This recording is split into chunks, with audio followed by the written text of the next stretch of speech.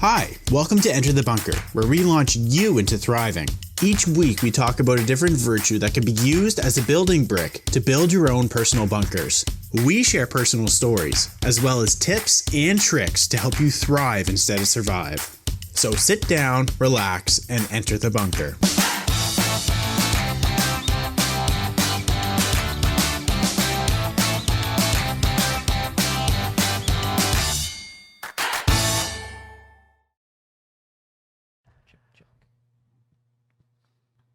Hello, and welcome to Enter the Bunker. This week's Thriving Thursday building brick is respect. My name's Kelly. And I'm Jonathan. And for our Thriving Thursday this week, we're going to go through like a series of different cultural events, or what is it? Traditions. Yes, thank you. And each one of these has come from, as we've mentioned before, we have people working all over the world with us, and so these have all come from staff that we work with every day. Yeah, and if anybody here joining us would like to share with us some of your cultural traditions, be sure to share with us in the chat. Yeah, I would love to hear them. I'm super excited. When I found out what we were doing, I was like, ooh!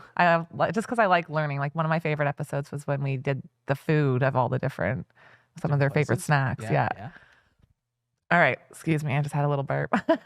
All right, Carnival of Brazil is a celebration of life taken to extremes. Held in the pre-Lent time of the Christian calendar, carnival celebrations are often to excess, with many participants indulging in excessive amounts of alcohol, meats, and other foods that are often given up for Lent. So Lent is, what is Lent? It's when you don't eat for a while. Are you asking? Or yeah, no, I'm asking you. Oh, okay. So Lent is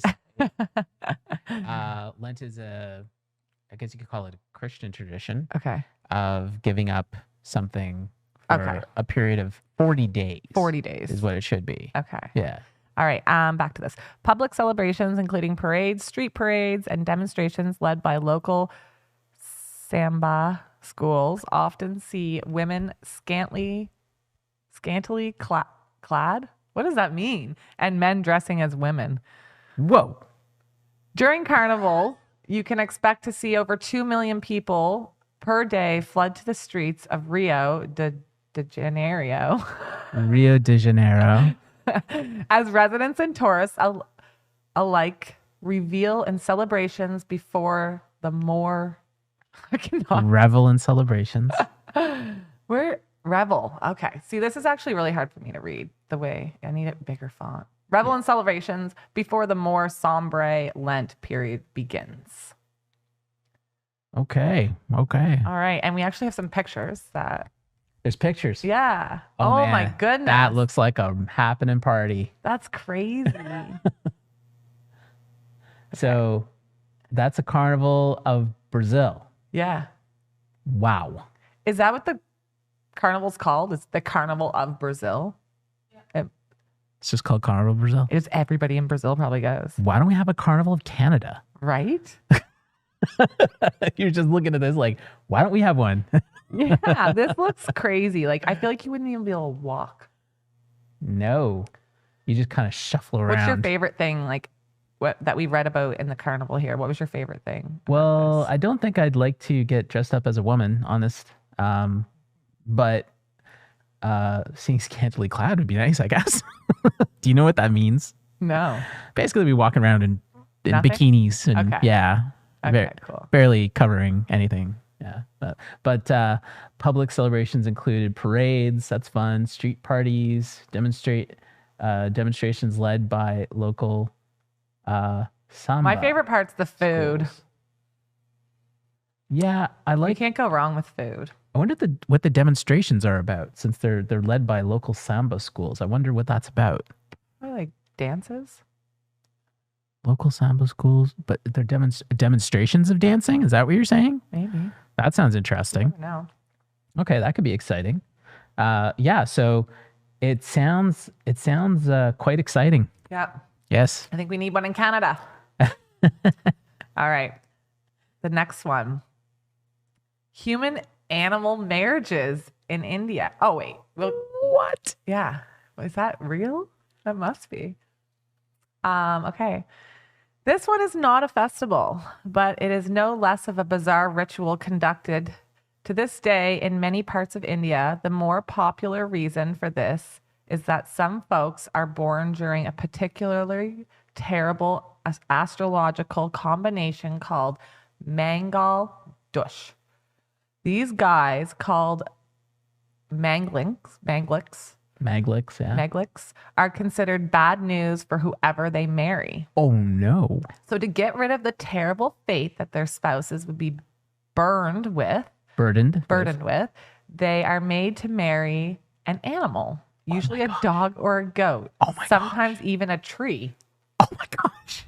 After a quick prayer and offering made to the gods, the Mangalk is now free to marry whoever he or she chooses. Wow. What? I am mind blown right now. To this day. What? Am I born in this astrological? I'm pretty sure I am. Now I'm curious. What is the astrological sign for that? Maybe it depends on, like, maybe it's, yeah. Can somebody look that up and let us know in chat? Yeah. That'd be so cool. I'd be interested to know. Wow. Okay, so do they get a divorce and then remarry the person they want to? Or wait, it said no, you're in two marriages. How is the animal going to consent to the divorce? Or the tree? Yeah, that's crazy. A tree. Are we being disrespectful now? Oh, because we're laughing. Well, we're laughing and we're talking about it like it sounds ridiculous. I'm mind blown. Are we being disrespectful, chat? Do you think we're being disrespectful I'm not the way trying that to we're talking be, about this? But we might be. We might be. Yeah. But it's just so mind-boggling that Yeah. like, to us, it's like, okay, so if you went to India and you saw this happening where somebody was getting married to a tree, how would you react? I mean, I wouldn't say anything to them. I would probably want to watch it. You'd want to watch I it. don't know. Okay. And if they were marrying a cow? That's awesome. Actually, I think in India that would be considered good. Yeah, we were talking about it's dogs and goats, not cows. Cows are sacred, so that would actually be a step up. Person born under the influence. Can you read that? A person born under the influence of Mars, as per Hindu astrology, is said to have Magdala Dosha. Mars. Which one is that? Aries? That sounds like Aries, I think. Yeah. I may be wrong. I have no clue. I pretty much only know a few. Okay. That's pretty interesting. Salah said kind of. Kind of what? Oh, we're kind of being disrespectful. Wow. We are being disrespectful. Look I'm at that. so sorry, Salah.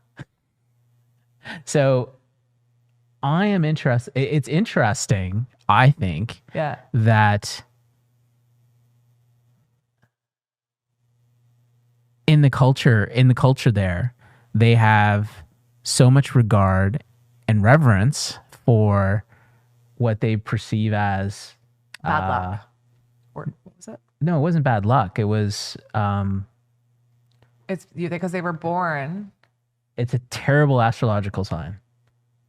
That's all. Didn't say it was bad luck. They'll have a so it's so that the woman or the man, because I guess it can happen to both. Yeah. Can protect the person they're going to marry. So then, are you just in two marriages? Yeah. Okay. One with your cat. The and first one one, the bad juju goes away. went to them. Yeah. The terrible fate passed on. To But your then animal. when they got married to the next, can you imagine if you were born in that time? Wouldn't you have a hard time actually? Oh, there's a picture. Let's see the picture. Oh, right This is actually happening. there. Look at that. Happening now in the bunker. Oh my god. So this woman is marrying that dog, and they're two dogs. Yeah. And a man's marrying one. and the man's marrying the other dog. So I'm curious. I mean, do people who are born in this time actually have a hard time finding significant other? And also, do people try to not conceive during so that they'll have their baby at that time? Do they try to work around There that? are some people think about that, I bet. Yeah. Oh yeah. Yeah. And I'll definitely be thinking Yeah. about that. I want to have be pregnant in the summer. No winter pregnancies. This makes me want to look at Indian dating sites now to see if anybody makes reference to this and see if they're like, married dog, Magdala, what's it called again? Magna Dogosh.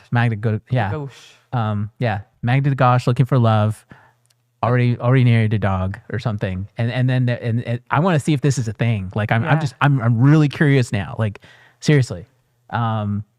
I would like to. If anybody knows, let us know. Yeah, because this is supposed to be happening to this day. To this day, yeah. Maybe they're not using online dating though. I don't. It doesn't look like they would be on Tinder or anything like that. Yeah, I don't know what people use for online dating now these days. I have no clue. I'm too old. But yeah, this is amazing. I think I can respect the fact that. I bet you the animals love it. Yeah, I bet you they're getting all the attention. Yeah, they're just like, ooh, this is great. Yeah. I just find this stuff really interesting. It makes you ask so many questions like we are. Okay. Next one. Moroccan time. Honored tradition. It is customary for Moroccans to eat with their hands. I should be Moroccan. Or should I say hand? As you're only supposed to eat with your right hand using only the thumb and first two fingers. You're disqualified because you wouldn't be able to do that. I'd have to. Yeah, you think you're like caveman or something. Yeah. Using more is a sign of gluttony. Gluttony. Yeah. Food is served. What? That's you. Okay. Food is served from one big plate. This tradition has religious origins and is meant to symbolize a blessing that there is enough for everyone. Even the queen does it. Wow. Interesting. So they eat with their hand, only using the right hand. And these two fingers. Only using these two. Fingers and thumb. No, these two. Just that? Only the thumb and the first two fingers. Yeah. Okay, yeah, these three fingers. I missed that part. Okay. And then there's pictures. Yes. I feel like this is universal. Like I feel like I've seen this. This is fairly common, I think, in Middle Eastern culture as well. Yeah. Then they all eat off one plate. Okay, people are saying stuff and I'm trying to read. Yeah. Okay, I must be Moroccan every weekend. I only eat pizza. So I'm eating with my hands. So I'm always eating with my hands. Yeah. Okay, Jay.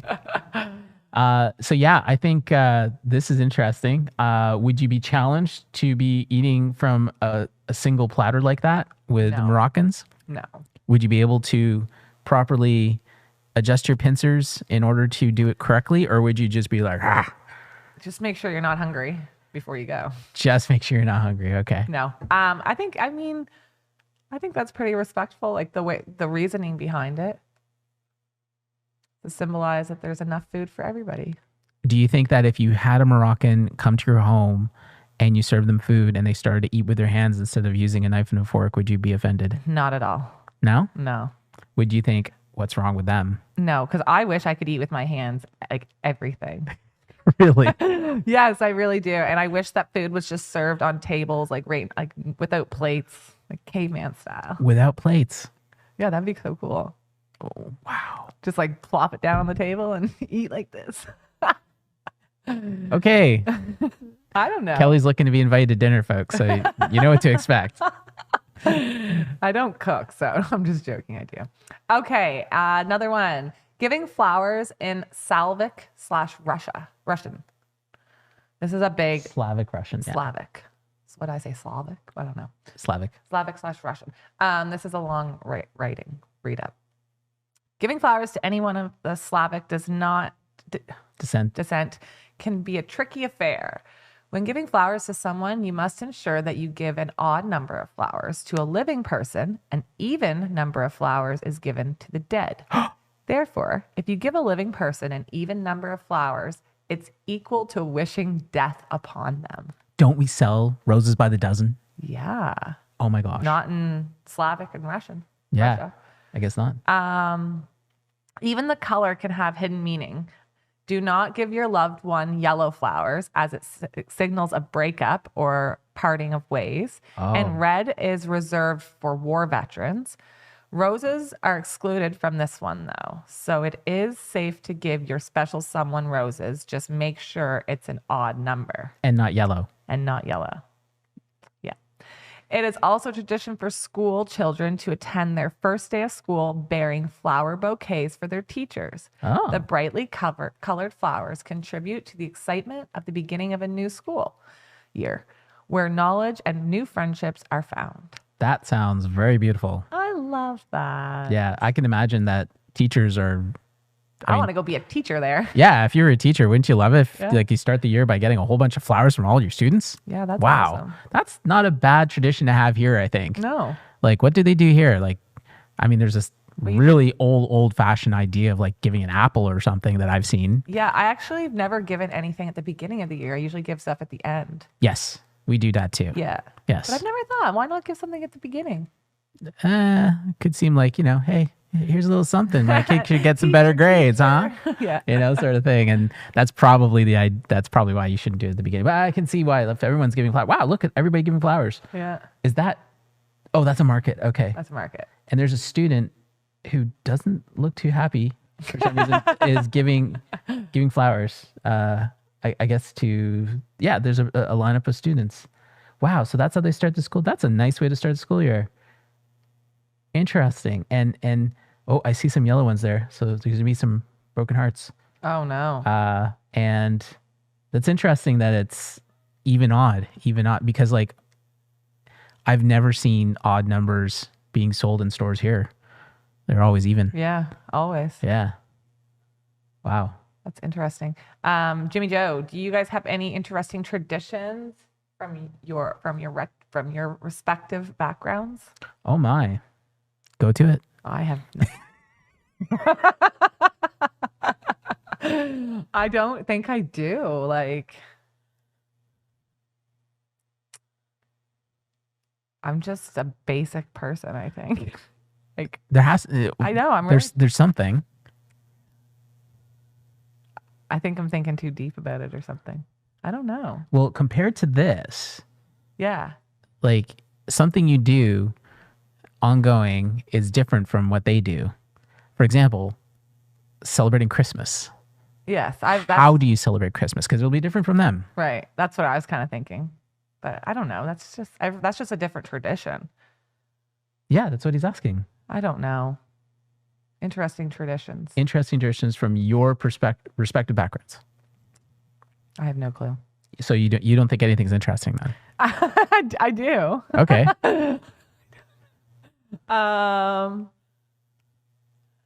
But do you have one? Do I have one? Yeah. From respective backgrounds. So That's what I'm getting tricked up on. Like I can't. I have a mixed background. So I had a little bit of both. I tend to, like when I was younger, I tend to have more identified with my Persian background because it seemed like that surrounded me more than my Scottish English background. Yeah. And so that felt more like more of my culture when I grew up. Right. But in terms of I can't think of anything specific though, other than sitting around the table and having pita bread and hummus all the time. I guess I do have a thought. So like, and the only reason I know, and the thing is too, I think this is hard to think of because I don't think we actually know we don't know it's different. We don't know that somebody would think that, oh, that's odd that you do that, or not odd, or I don't know what I'm saying. I feel like I'm digging myself deep here, but I feel like we don't know what it might be. But I do have a thought here. So when we have like oh, you go first. I thought of something, but go ahead. Okay, so when we have like parties and stuff, like I feel like most of the time when you arrange a party, Right. a lot of the time it's you bring your BYOB, so bring your own booze, or like get your own. Everybody brings, so it's a potluck, so everybody brings their own dish. Potluck, but okay. and I know that's different in other traditions because I had Filipinos that I worked with previously in my past, and they would throw parties and they supplied all the food and all the booze. Yeah. So like I was so Indians do the same. yeah, wasn't expecting that. So it was weird. So I guess when we have parties, everyone contributes to. That's interesting. So growing up as a Baha'i, Yeah. in the Baha'i community, Yeah. it was very common to have potluck. Right. So I always thought that was it was more of a community Baha'i thing than anything else. But listening to you talk now, I mean, anything, maybe it's a Canadian thing. Yeah. Maybe that is a Canadian tradition. Yeah, it of is. of A like potluck. everybody brings something Yeah. and so forth. So yeah, I've experienced that. The tradition I realized, like, and this isn't necessary, and from my background, I guess as a Baha'i, within the Baha'i faith, there's actually a calendar, and the calendar has 19 days and 19 months in it. Yeah. And when you divide that up over the course of the year compared to the Gregorian calendar, you're left with 4 days left over. Right. And those 4 days are called a Yamaha. Okay. And a Yamaha stands for intercalary days, Okay. right? So within those 4 days, the tradition is to be a time of giving. Right. So that's kind of the Baha'i equivalent to Christmas, Yes. where it's not necessarily about you receiving gifts, though. It's about you giving gifts or giving to others and doing good things. And, Yeah. and you do that for the course of 4 days, and on leap years, 5 days. Yeah. And so that is a tradition that we do. And that happens like with all the Baha'is around the world at the same time. Yeah. So that's something I grew up with. So during a Yamaha, during that time, it was almost like our Christmas, because I never grew up celebrating Christmas. Right. We would have what my mom would do would be she would hide a toy somewhere in the house, Okay. and she made this thing on the wall. It was like 4 or 5 pockets, Yeah. and open it up and say, happy Yamaha, say something like that, and then there was maybe some kind of clue, Yeah. and then I have to run off and try to find it. And that's what she did. That's not necessarily a thing all Baha'is do, but something she did. Yeah. Right. So that was our tradition in our family, I That's guess. cute. So yeah, that was something that we did, specific to us. There's a couple up there. As a kid, our families had lots of potluck gatherings. They were the best meals. Yeah. Saturday night is for hockey. That's a Canadian tradition. True. Yeah. True. Yeah. If you're into hockey and sports and whatnot, then that clearly becomes a tradition that's everybody identifies with. Yeah. Okay. I think that was our last one. Is that the last one? That was our last one. Wow. Well, if we ended with flowers. We Great. ended with flowers. And hopefully an odd number. Hopefully not number. Yes. No. I can just say I respect every one of those. Like I actually like that, learning different stuff like this. It's kind of interesting because then you can like make your own traditions really and make your own.